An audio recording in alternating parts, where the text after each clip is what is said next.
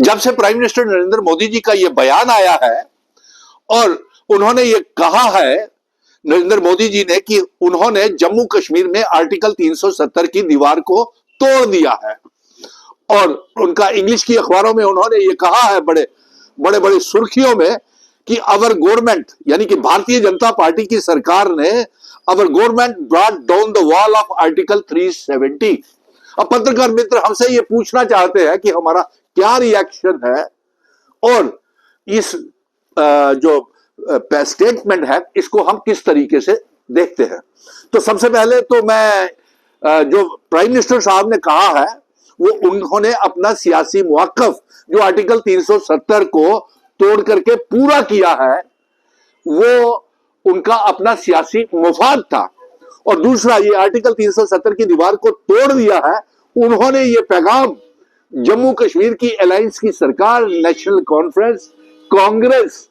यहां तक कि पीडीपी अपनी पार्टी और पीपल कॉन्फ्रेंस कश्मीर के नेताओं को भी ये भेजा है, क्योंकि चीफ मिनिस्टर साहब ने कल ही अभी ये बोल रहे थे कि प्रधानमंत्री ने हमारी बहुत मदद की है जम्मू कश्मीर, और उस मदद में उनके प्रधानमंत्री जी ने चीफ मिनिस्टर के घुटने लगने से बचा लिया। और उससे 2 दिन पहले संसद का सेशन, पार्लियामेंट का सेशन खत्म हुआ है, तो हमारे जम्मू कश्मीर के 3 सांसद,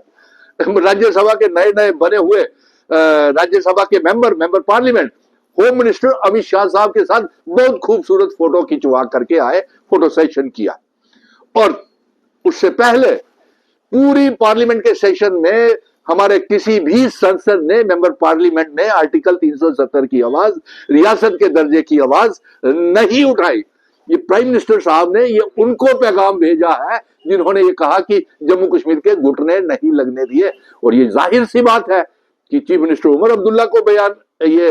पैगाम गया है, डॉक्टर फारूक अब्दुल्ला साहब को पैगाम गया है, महबूबा मुफ्ती को पैगाम गया है, अल्ताफ बुखारी, सज्जाद लोन को ये पैगाम गया है। लेकिन हमारा ये कहना है कि ये जो आर्टिकल 370 की जंग हम 5 अगस्त 2019 के बाद जम्मू कश्मीर की आवाम लड़ रही थी, और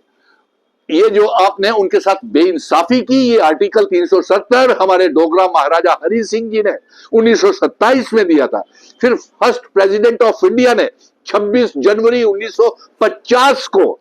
ये आर्टिकल 370 असेशन की शर्तों के, विलय की शर्तों के समय हमें दिया था। और उसके साथ साथ ये भारत के संविधान, कॉन्स्टिट्यूशन,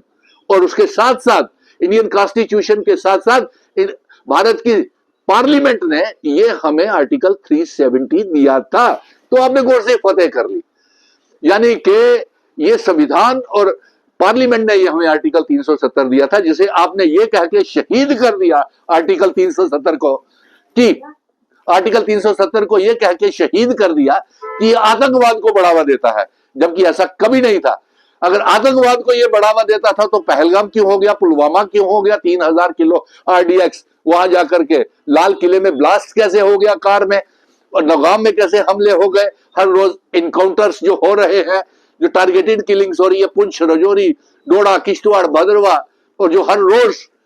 ये बयान आ रहे हैं होम मिनिस्टर साहब के, और कि रेड अलर्ट जम्मू में कर दिया है, जम्मू के साथ साथ पंजाब और गुरदासपुर में भी कर दिया है, ये वहां तो आर्टिकल 370 नहीं है। फिर आप हम पत्रकार मित्रों में आपको ये मुबारक देता हूं, और जम्मू कश्मीर की आवाम को भी मुबारक देता हूं कि जो मैनिफेस्टो विजन डॉक्यूमेंट जो हमने 5 अगस्त 2019 को 1 करोड़ 30 लाख आवाम ने मिलकर के ये जंग लड़ी थी, वो मैनिफेस्टो विजन डॉक्यूमेंट तमाम ये कश्मीरी नेता, सबका चीफ मिनिस्टर, मौजूदा चीफ मिनिस्टर छुप करके बैठे हुए थे कि मिशन स्टेटहुड, ये जम्मू का डोगरा बेटा किस तरीके से जंग लड़ रहा है, आर्टिकल 370 की, रियासत के दर्जे की वापसी की, अपने स्टेट सब्जेक्ट, अपनी जमीनें, नौकरियों की हिफाजत, और डोगरा महाराजा हरि सिंह जी की रियासत की वापसी की जंग लड़ रहा है। फिर उन्होंने भी इस मैनिफेस्टो, जो हमारा विजन डॉक्यूमेंट था, अपना मैनिफेस्टो बना लिया। लेकिन अफसोस इस बात का है कि चुनावों के बाद 90 MLA बने, सत्ता पार्टी को 50 MLA मिले, लेकिन वो सब मिल करके रियासत का दर्जा वापिस नहीं ला पाए और आर्टिकल 370 की वापिस नहीं ला पाए। इसीलिए प्रधानमंत्री जी ने उनको चेहरा आईना दिखाया है कि उन्होंने आर्टिकल 370 की दीवार को गिरा दिया, लेकिन ये पॉलिटिकल एजेंडा था उनका, भारतीय जनता पार्टी का, उन्होंने पूरा किया। और हमारा ये जो है वो ये है कि हम इसकी जंग जारी रखेंगे। हम यही नहीं, हम आर्टिकल 370 रियासत का दर्जा, जम्मू कश्मीर, लद्दाख, पीओके, गिलगित बल्टिस्तान को जम्मू कश्मीर रियासत का हिस्सा बनाएंगे।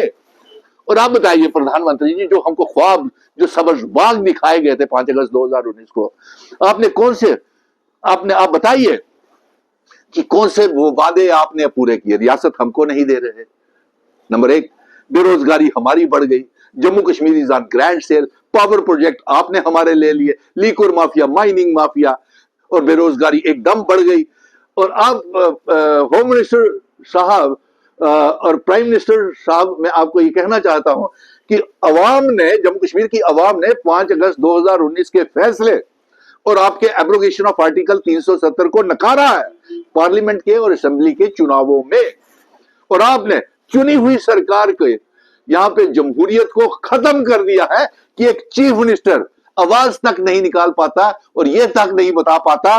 कि कैबिनेट की मीटिंग में क्या फैसले हुए हैं। और आपने चीफ मिनिस्टर और कैबिनेट मिनिस्टर्स की तमाम ताकत छीन ली है, वो आर्टिकल 370 एब्रोगेट करके। लेकिन कोई बात नहीं है,